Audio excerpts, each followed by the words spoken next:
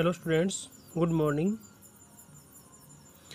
कल अपन ने जो चैप्टर स्टार्ट किया था पूर्ण प्रतिस्पर्धी बाजार। ओके, तो अपन ने बाजार के जो और स्वरूप हैं, क्षेत्र के आधार पर जो बाजार के वर्गीकरण हैं, वस्तु के आधार पर है, समय के आधार पर है, ये सब अपने स्टडी किए थे। इकोनॉमिक्स में जिसका मोस्टली जिस आधार के बेस पर बाजार का अध्ययन करते हैं वो है प्रतियोगिता के आधार पर। किसके आधार पर? प्रतियोगिता के आधार पर। तो जिसमें मैंने आपको बताया था कि कंपटीशन के आधार पर जो प्रतियोगिता है उसके आधार पर बाजार को मोस्टली 3 भागों में बांटते हैं, जिसमें सबसे प्रमुख या जिसको अपन बोलते हैं सबसे आदर्शतम जो अवस्था होती है वो होती है पूर्ण प्रतियोगिता बाजार। ठीक है, और ये बाजार होता क्या है? मैंने आपको बताया था कि ये काल्पनिक बाजार अवस्था है जो वास्तव में मतलब देखने को अपने को नहीं मिलेगी। इसके थोड़े बहुत अंश अपने को देखने को मिल जाएंगे। ठीक है, तो थोड़े बहुत अंश कैसे? जैसे अपन ने ये जानते अपने अब मैंने आपको वापस एक पहले एग्जाम्पल दिया था, वापस एक मतलब एग्जाम्पल के थ्रू से बता रहा हूँ।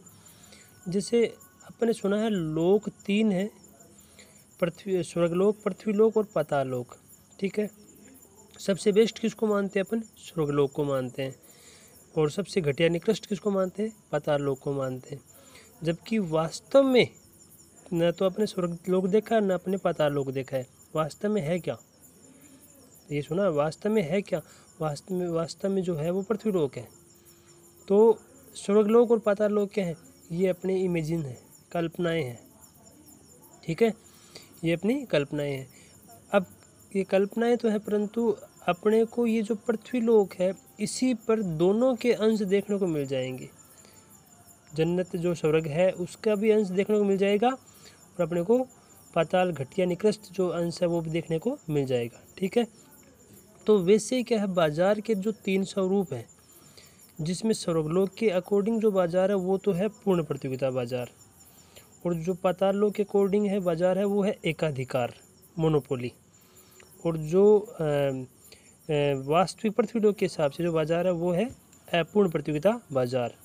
ठीक है, अपने को अपूर्ण प्रतियोगिता बाजार में ही ये जो दोनों हैं, किसके? पूर्ण प्रतियोगिता और एकाधिकार, दोनों के अंश देखने को मिल जाएंगे। बाकी दोनों पूर्णतः विद्यमान कहीं पर भी नहीं है, मतलब इस यहाँ पर नहीं देखने को मिलेंगे। तो सबसे पहला जो ये बाजार है पूर्ण प्रतियोगिता बाजार, जो बाजार की आदर्शतम अवस्था होती है। तो होता क्या है ऐसा बाजार? इम्पोर्टेंट क्वेश्चन है, ध्यान रखना, इम्पोर्टेंट चैप्टर है, बड़े क्वेश्चन बनेंगे इसमें से। तो ऐसा बाजार जिसमें बहुत सी फर्में, मैंने कल बोला था, वापस रिपीट कर रहा हूँ, बहुत सी मतलब इसमें कोई संख्या निश्चित नहीं है, असंख्य फर्में बोल सकते हैं। ऐसा बाजार जिसमें बहुत सी फर्में समरूप उत्पादन करती हैं और समान कीमत पर विक्रय करती हैं, एक जैसा माल बनाती हैं, जिसको अपन बोलेंगे पूर्ण स्थानापन्न। एक जैसे माल को क्या बोलते हैं? पूर्ण स्थानापन्न। तो समरूप उत्पादन करती हैं और सब फर्में एक समान कीमत पर माल सेल करती हैं, विक्रय करती हैं, मतलब कीमत में कहीं पर भी कोई परिवर्तन नहीं होता है। ठीक है, ये तो होगी इसकी डेफिनेशन। अब इस क्वेश्चन में क्या है, इसका इस चैप्टर में क्वेश्चन क्या बनता है? पूर्ण प्रतिस्पर्धी बाजार से आप क्या समझते हैं, इसकी प्रमुख विशेषताएं बताइए। बड़ा क्वेश्चन बनता है 4 नंबर या 6 नंबर का। ठीक है, तो विशेषताओं में क्या होती है? सबसे पहली विशेषता तो है फर्मों की बड़ी संख्या।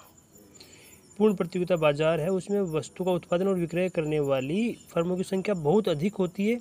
इस बाजार में बहुत से क्रेता व विक्रेता होते हैं, मतलब क्रेता भी बहुत सारे होते हैं और विक्रेता भी बहुत से होते हैं।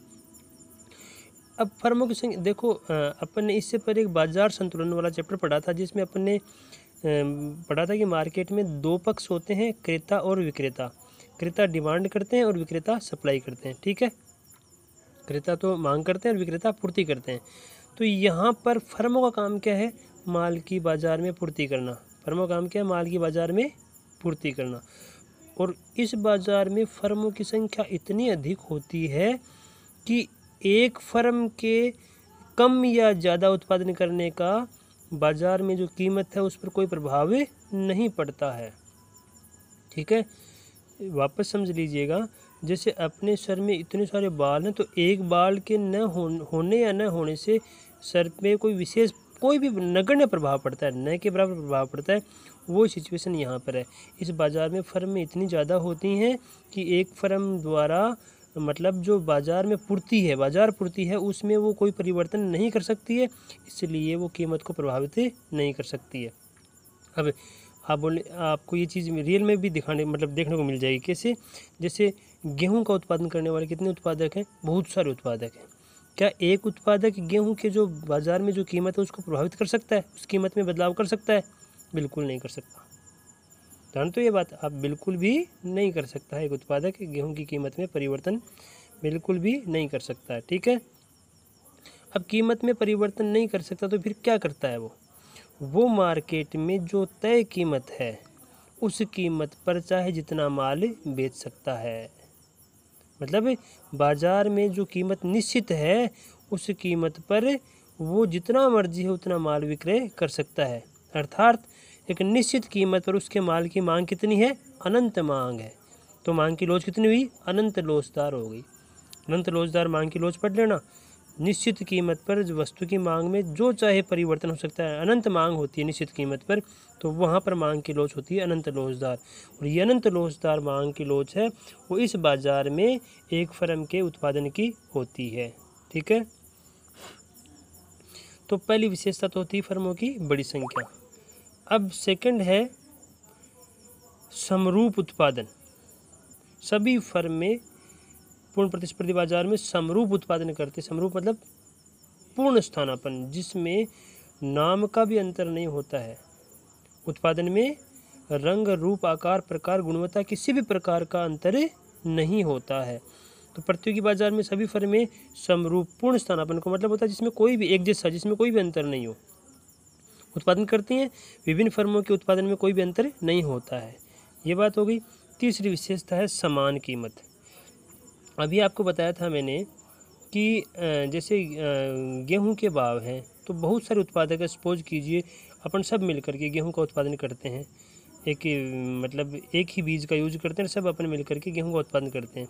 तो अपन जो गेहूं बेचेंगे क्या उस गेहूं के भाव अलग अलग थोड़ी मिलेंगे अपने को? मैं बोलूँगा कि भाई मैं तो मेरा जो गेहूं है वो 3,000 रुपये पर क्विंटल में बेचूंगा, कोई 2,000 में, कोई 2,500 में। ऐसा थोड़ी होता है। क्यों? जो रेट है वो सबको क्या मिलेगी?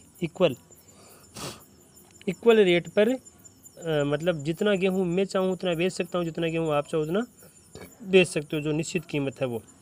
अब वो कीमत निश्चित कैसे होती है? वो कीमत है वो इस बाज़ार वाली वो निश्चित कैसे होती है वो अपन पहले पढ़ चुके हैं, इसलिए वो चैप्टर हालांकि माइक्रो इकोनॉमिक्स के सबसे लास्ट चैप्टर है वो, परंतु मैंने आपको पहले इसलिए पढ़ाया है ताकि आप समझ जाओ कौन सा बाजार संतुलन वाला। वो कीमत तय होती है बाजार के द्वारा, बाजार मांग और बाजार पूर्ति से। और उस कीमत में जैसे गेहूं की कीमत है वो बाजार मांग और बाजार पूर्ति से तय होती है गेहूं की कीमत।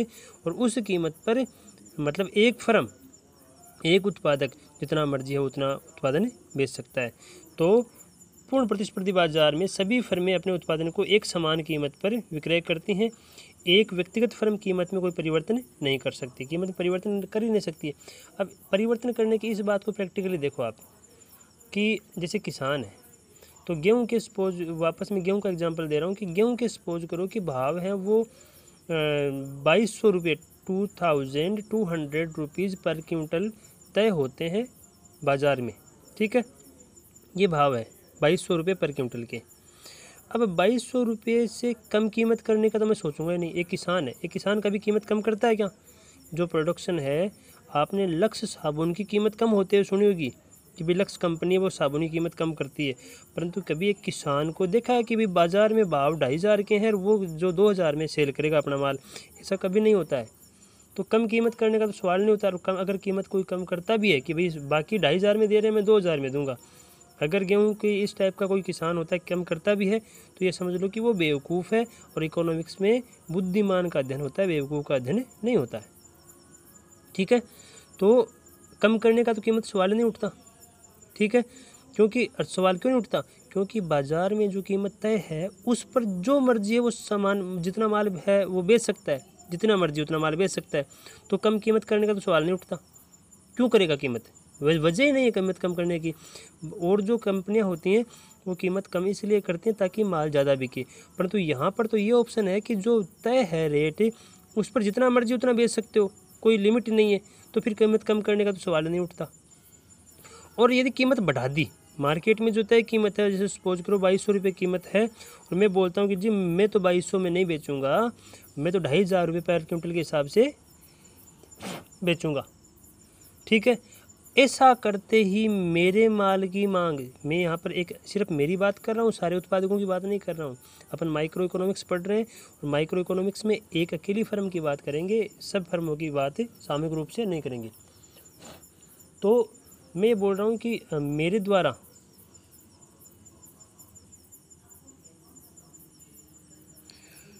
द्वारा कीमत है वो वृद्धि करने पर मेरे उत्पादन की मांग क्या हो जाएगी, शून्य हो जाएगी।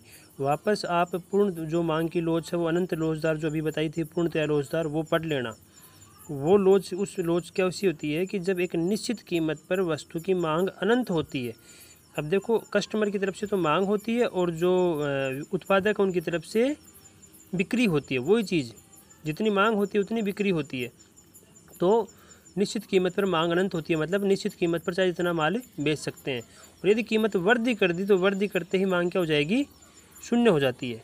कीमत में वृद्धि करते ही मांग शून्य हो जाती है, तो वहाँ पर मांग की लोच क्या होती है, अनंत लोचदार होती है। तो यहाँ पर ये चीज़ देख लें कि एक फर्म कीमत में परिवर्तन नहीं कर सकती है। बाकी चीज़ें बताइए वो भी विशेषताओं में आगे आ जाएंगी। एक विशेषता ये है अगली कि फर्मों के प्रवेश व बहिर्गमन की पूर्ण स्वतंत्रता, ये भी अपने को देखने को मिल जाएगी। जैसे सपोज कीजिए कि आप में से कोई के मतलब खेत है या नहीं भी है, परंतु वो चाहता है कि भी चलो मैं खेती करना चाहता हूँ, तो वो खेत ले सकता है और अपना काम शुरू कर सकता है। मतलब करने का मतलब क्या हुआ कि जैसे इस बाज़ार में नई फर्में आराम से, जैसे सपोज कीजिए कि मुझे खेती करनी है, मुझे गेहूं का उत्पादन करना, तो मैं कर सकता हूं, मुझे कोई रोक टोक नहीं है, मैं कर सकता हूं। मैं मतलब नया उत्पादक बाज़ार में प्रवेश कर सकता हूं, ठीक है। और मुझे नहीं करनी तो मैं बंद भी कर सकता हूं, ठीक है। इसका मतलब क्या हुआ कि इस बाज़ार में नई फर्में जब चाहे उत्पादन मार्केट में आ सकती हैं और जब चाहे माल मतलब उत्पादन करना बंद भी कर सकती हैं। मतलब उनको प्रवेश और बहिर्गमन की पूर्ण स्वतंत्रता होती है। अब आपको ये ध्यान रखना पड़ेगा कि नई फर्में बाज़ार में क्यों आती हैं। नई फर्में बाज़ार में क्यों आती हैं? नई फर्में बाज़ार में आती हैं लाभ कमाने के लिए। यदि मार्केट में जो फर्में हैं उनको अगर प्रॉफिट हो रहा है तो उसको देख करके नई फर्में प्रवेश करती हैं। और बाज़ार छोड़ते क्यों हैं? लॉस होने पर। अगर बाज़ार में फर्मों को लॉस हो रहा है तो वो उत्पादन बंद भी कर सकती हैं और मतलब बाज़ार को छोड़ भी सकती हैं। ये ध्यान दें। तो प्रॉफिट होगा तो वो तो फर्मों को खींचेगा और लॉस होगा वो फर्मों को बाहर करेगा, ठीक है। तो प्रतियोगी बाजार में नई फर्मों के प्रवेश व बहिर्गमन की पूर्ण स्वतंत्रता होती है। असामान्य लाभ का मतलब क्या हुआ? लागत से ज़्यादा इनकम। असामान्य लाभ की दशा में नई फर्में प्रवेश कर सकती हैं और हानि की दशा में कमज़ोर फर्में बाहर भी जा सकती हैं, ठीक है। पांचवा पॉइंट है, ये हर पॉइंट है वो मतलब याद रखना है, आपको ध्यान रखना। पांचवा पॉइंट है बाजार कीमत निर्धारक व फर्म कीमत स्वीकारक। वही है कि एक किसान अकेला गेहूं की कीमत तय नहीं करता है, तो क्या करता है वो? कीमत तो तय होती है बाज़ार में, बाज़ार भी बोल सकते हो या उद्योग बोल सकते हो, ठीक है। तो कीमत तय होती है उद्योग में। अब किसान क्या करेगा? उद्योग मतलब कृषि उद्योग या कृषि बाज़ार भी बोल सकते हैं। कीमत वहाँ पर तय होती है बाजार मांग और बाजार पूर्ति से। और अकेला किसान क्या करेगा? वो जो कीमत तय हुई है उसको स्वीकार करता है, मतलब उसमें परिवर्तन नहीं कर सकता है और उस कीमत पर जितना मर्जी उतना माल बेच सकता है। तो इस बाजार में वस्तु की कीमत निर्धारण बाजार मांग व बाजार पूर्ति द्वारा होती है और एक फर्म कीमत निर्धारित कीमत को स्वीकार करती है, निर्धारित कीमत को स्वीकार कर लेती है ये फर्म, मतलब इसमें कोई परिवर्तन नहीं कर सकती है। छठा पॉइंट है विज्ञापन लागतों का अभाव। तो क्या वापस मुझे बार बार आपको फार्मर का एग्जांपल दे रहा है, क्योंकि कृषि पदार्थों में ही ये मार्केट देखने को अपने को मिलता है मोस्टली। तो कभी किसान को विज्ञापन करते हुए देखा है कि भाई अपना प्रोडक्शन? पहली बात तो ये सोचो कि विज्ञापन क्यों करती है फर्म? एक फर्म विज्ञापन क्यों करती है? ताकि लोग उसके प्रोडक्शन को खरीदें, उसकी बिक्री बढ़े, उसकी आय बढ़े, ठीक है। एक किसान कभी विज्ञापन नहीं करता है। जैसे मतलब किसान ये पड़ी है ना जो ये गेहूं के बीज बनाने वाली या फिर ये जो मतलब गेहूं ये जो है ना कृषि में औजार उपकरण बनाने वाली कंपनियां हैं वो ज़रूर विज्ञापन कर सकती हैं, परंतु एक किसान कभी भी विज्ञापन नहीं करता है। क्यों नहीं करता है? क्योंकि जो रेट तय है, जो कीमत तय है, उस पर ऑलरेडी जितना मर्जी हो उतना प्रोडक्शन सेल कर सकता है, उतना माल बेच सकता है। इसलिए एक किसान है, मतलब इस बाज़ार में एक फर्म है, उसको विज्ञापन करने की ज़रूरत ही नहीं होती है। तो पूर्ण प्रतियोगिता बाजार में अब क्यों नहीं होती ज़रूरत? क्योंकि जब सब फर्म में एक जैसा माल बनाती हैं, एक जैसा एक समरूप माल बनाती हैं, तो फिर उसे विज्ञापन करने की ज़रूरत ही क्या है एक फर्म को? तो इस बाज़ार में सभी फर्मों द्वारा समरूप उत्पादन करने के कारण विज्ञापन लागतें बिल्कुल भी नहीं होती हैं। अब है दीर्घकाल में केवल सामान्य लाभ की प्राप्ति, ये 7वां पॉइंट। तो मैंने ये पॉइंट जो 7वां पॉइंट है, दीर्घकाल में केवल सामान्य लाभ की प्राप्ति। पहली बात तो बता दूं आपको कि आपको असामान्य लाभ, सामान्य लाभ और हानि तीनों को समझना पड़ेगा। जब उत्पादन की प्रति इकाई जो कीमत है वो प्रति इकाई लागत के बराबर होती है, मतलब AR एवरेज रेवेन्यू है वो एवरेज कॉस्ट के बराबर होती है, तब फर्म को केवल सामान्य लाभ मिलता है। ठीक है। और यदि AR कीमत एवरेज कॉस्ट से अधिक होती है तो फर्म को असामान्य लाभ मिलता है।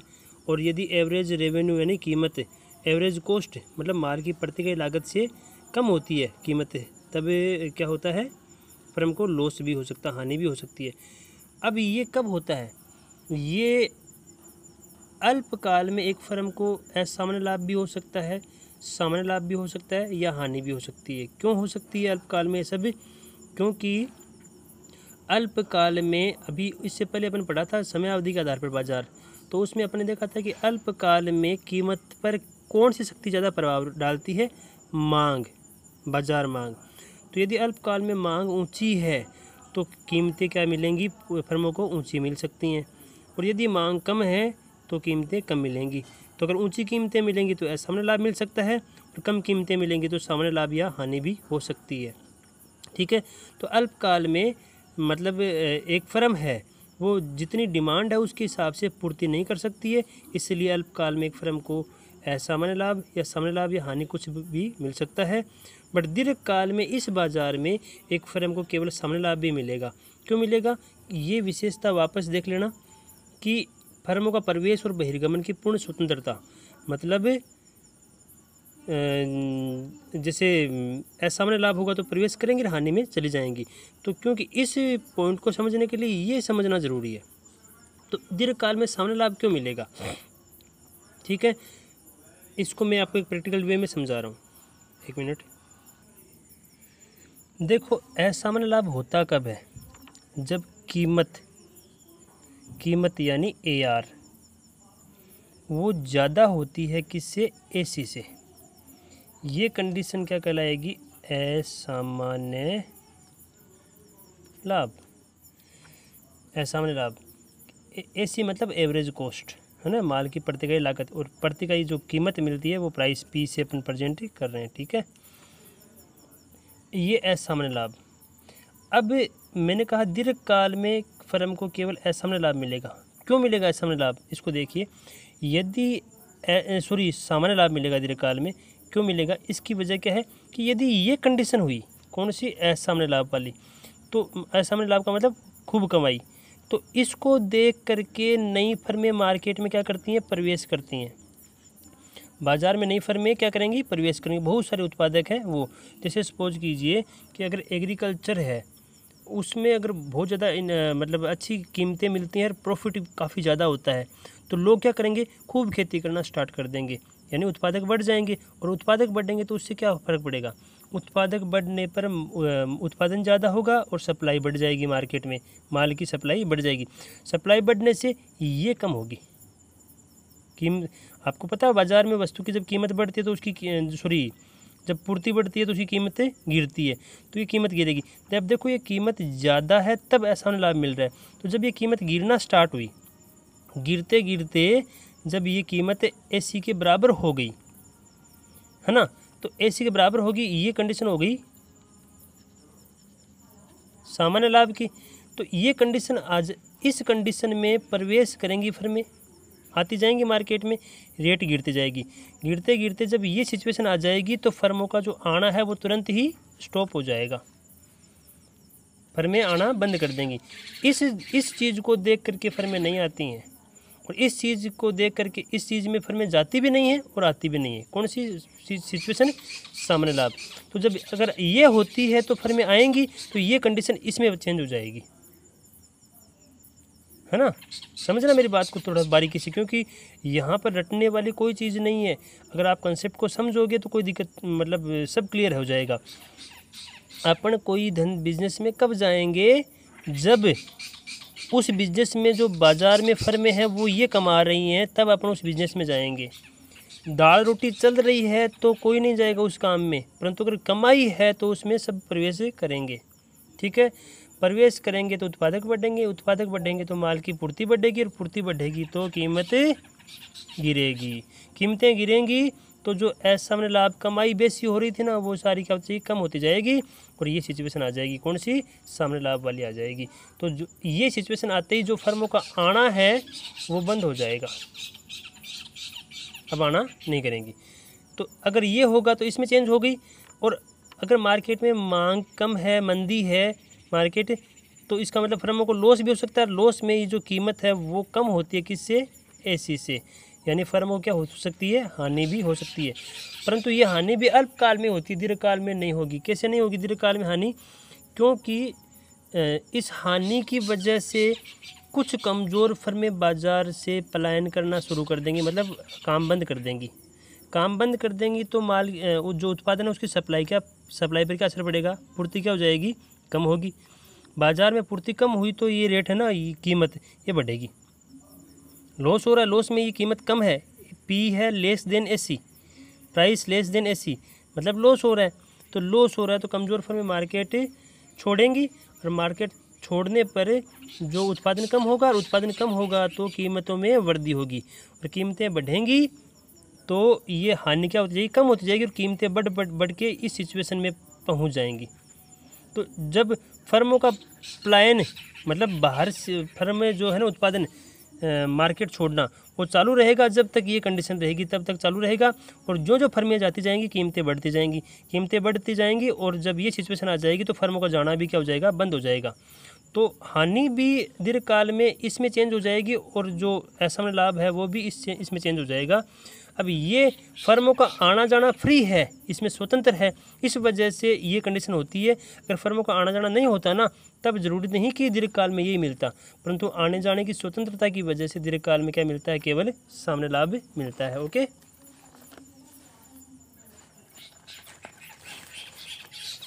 तो क्या है? प्रतियोगी बाजार में नई फर्मों के प्रवेश व बहिर्गमन की, नई फर्मों के स्वतंत्र प्रवेश व बहिर्गमन के कारण एक व्यक्तिगत फर्म को दीर्घकाल में केवल सामान्य लाभ की प्राप्ति होती है। कैसे होती है? जो मैंने आपको बताया है। अब 8वीं विशेषता, क्रेता व विक्रेताओं को बाजार का संपूर्ण ज्ञान, मतलब बाजार में वस्तु है वो किस कीमत पर बिक रही है, ये बात सारे क्रेता और विक्रेताओं को पता रहती है। तो इसलिए कीमत में कोई परिवर्तन नहीं होता है, कोई ऐसा नहीं कि कोई उत्पादक ज़्यादा कीमत ले सके। तो बाजार में क्रेता और विक्रेता के निकट संपर्क में रहने के कारण उन्हें बाजार का संपूर्ण ज्ञान होता है, जिसकी वजह से कोई विक्रेता बाजार मूल्य से अधिक कीमतें नहीं ले सकता, मतलब कोई बेसी कीमतें नहीं ले सकता है। 9वीं विशेषता है साधनों की पूर्ण गतिशीलता। इसका मतलब क्या हुआ कि फर्म में उत्पादन करने के लिए जो साधन प्रयोग में लेती है ना, हर फर्म में उन साधनों की कीमतें समान है। जैसे सपोज कीजिए, मतलब मुझे कोई काम आता है, मुझे शुगर फैक्ट्री में, मतलब शुगर फैक्ट्री है उसमें काम करना मुझे आता है, तो मैं किसी भी कंपनी में चला जाऊँ, मुझे अगर एक ही रेट मिलेगी तो मैं यहाँ पर क्या हो गया, मैं एकदम फ्री हो गया, मैं किसी भी कंपनी में जा सकता हूँ। इसको अपन बोलते हैं साधनों की पूर्ण गतिशीलता। पूर्ण प्रतियोगी बाजार में साधनों का मूल्य सभी फर्मों में समान होता है, जिसकी वजह से साधनों में पूर्ण गतिशीलता, मतलब वो साधन कहीं पर भी काम कर सकते हैं, ये पाई जाती है। और अब वो कहाँ काम करेंगे? जहाँ उनका सबसे बेस्ट प्रयोग होगा, जहाँ उनका सर्वोत्तम प्रयोग होता है, वहाँ पर साधन काम करते हैं।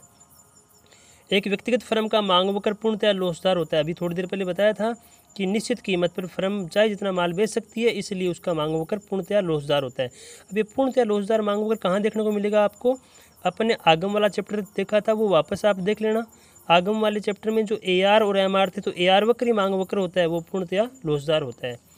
और पूर्ण प्रतिस्पर्धी फर्म दीर्घकाल में इष्टतम फर्म होती है। आपको ये वर्ड याद होगा कि ये अपने लागत वाले चैप्टर में पढ़ा था, इष्टतम फर्म। इष्टतम फर्म वो होती है जो दीर्घकाल में जिसकी वो दीर्घकालीन औसत लागत LAC न्यूनतम होती है, वो इष्टतम फर्म होती है।